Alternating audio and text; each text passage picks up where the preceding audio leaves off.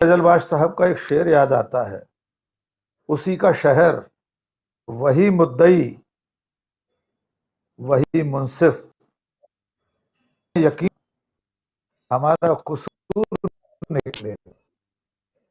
तो इस वक्त जनता से लेकर जो अदालतें हैं वहां तक मुद्दई, मुंसिफ, फरियादी, फैसला करने वाले सब भारतीय जनता पार्टी के नेता हैं, प्रवक्ता हैं, मंत्री हैं और माननीय प्रधानमंत्री हैं। वे जिस पर चाहे जो आरोप लगा दें और उसके बाद थोड़े दिनों बाद उसे भूल जाएं। सुध नहीं लेते अपने ही आरोपों की।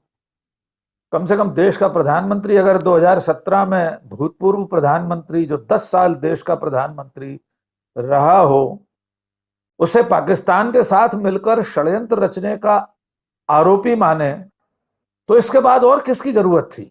मैंने उस वक्त लिखा था 2017 में, जब माननीय नरेंद्र मोदी जी ने प्रधानमंत्री रहते हुए डॉक्टर मनमोहन सिंह पर आरोप लगाया था कि जंगपुरा के एक बंगले में षड्यंत्र किया जा रहा था पाकिस्तान के लोगों के साथ बैठकर। जनरल दीपक कपूर का नाम लिया ही अभी पवन खेड़ा ने, और भी बहुत सारे उसमें भूतपूर्व राजदूत इत्यादि थे। मैंने तब लिखा था और आज भी मैं कहना चाहता हूं बहुत स्पष्ट, अगर देश में 10 साल प्रधानमंत्री रहा हुआ व्यक्ति पाकिस्तान के साथ साजिश रच रहा था, तो वर्तमान प्रधानमंत्री से ज्यादा कार्यकारी शक्तियां किसके पास होंगी कि वो उसे जेल भेज देता। मैंने स्पष्ट लिखा था डॉक्टर मनमोहन सिंह को सीखों के पीछे होना चाहिए, लेकिन नरेंद्र मोदी और उनका पूरा कुनबा सिवाय आरोप लगाने के कुछ नहीं करता। आरोप लगाने के बाद वो सब कुछ भूल जाता है। ऐसा ही ये आरोप है। खास तौर से उनको कैपिटल एम शब्द से बड़ा प्रेम है, यानी मुस्लिम।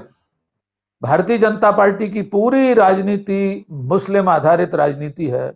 विकास इत्यादि तो सिर्फ जुमले हैं। एक बात आपको याद दिलाना चाहता हूं, पिछले ही गुजरात चुनाव की, माननीय नरेंद्र मोदी जी ने एक आम सभा में कहा, तो क्या कांग्रेस मियां अहमद पटेल को मुख्यमंत्री बनाएगी?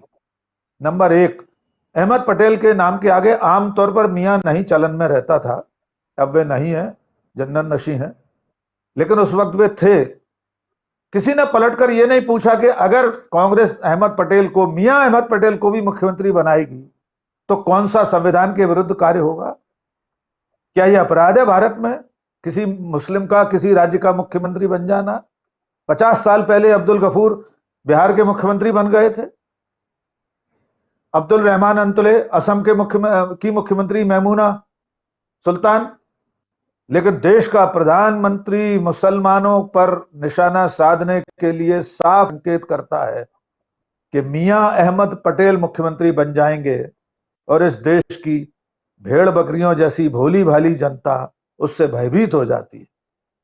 मुझे खेद है कि वर्तमान जो मुद्दा उठाया जा रहा है, एक बात, अगर कांग्रेस पार्टी ने किसी समाज सेवी संगठन को, किसी सामाजिक कार्यकर्ता को कोई आर्थिक मदद की तो भारत के किसी भी कानून में यह अपराध नहीं है। राष्ट्रीय स्वयंसेवक संघ और उसके आनुषंगिक संगठन, विवेकानंद फाउंडेशन जैसे संगठन दुनिया के तमाम देशों से, बाहरी संस्थाओं से अनुदान और सहायता लेते हैं।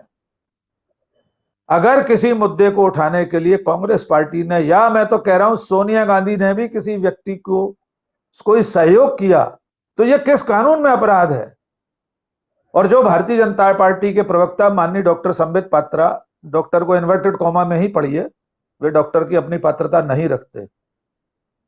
संबित पात्रा जी गुजरात को बदनाम करने की बात कर रहे हैं, तो गुजरात क्या सचमुच तीस्ता सीतलवाड़ की सुप्रीम कोर्ट में लगाई हुई किसी अपील या पीड़ितों के पक्ष में आवाज उठाने से बदनाम हुआ?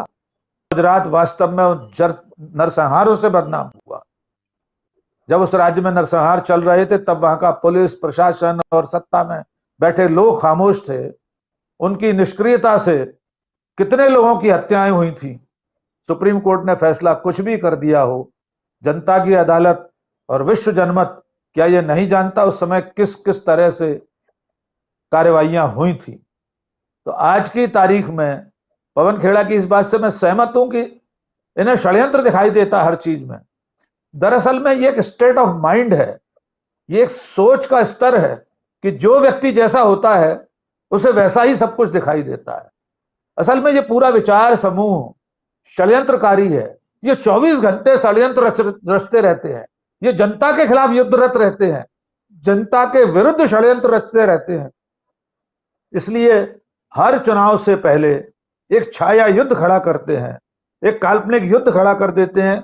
उसमें भी खास तौर से एक मूरत होती मुसलमान नाम की, या पाकिस्तान नाम की, या आईएसआई के नाम की, और उसके सबसे हिजगरे, सबसे प्रिय यही लोग हैं। एक अंतिम बात यहां कहकर अपनी वाणी को विराम दूंगा। राजीव जी, आपने कहा कि हमारे यहां परंपरा नहीं है दिवंगत व्यक्ति के बारे में कुछ कहने की, लेकिन उसमें तो ये लोग इतने सिद्धहस्त हैं कि हमारे राष्ट्रपिता महात्मा गांधी से लेकर पंडित जवाहरलाल नेहरू से लेकर इंदिरा गांधी तक ये तमाम मृतात्माओं को रोज कोसने का काम करते हैं। ये जो सनातन और हिंदू संस्कृति का दावा करने वाले लोग हैं, ये कोई मुरव्वत नहीं करते कि जो व्यक्ति इस दुनिया में नहीं है उसके बारे में कोई अनर्गल प्रलाप न किया जाए। एक बहुत छोटा सा उदाहरण देता हूं। नगर निगम चुनाव अभी संपन्न हुए हैं मध्य प्रदेश में।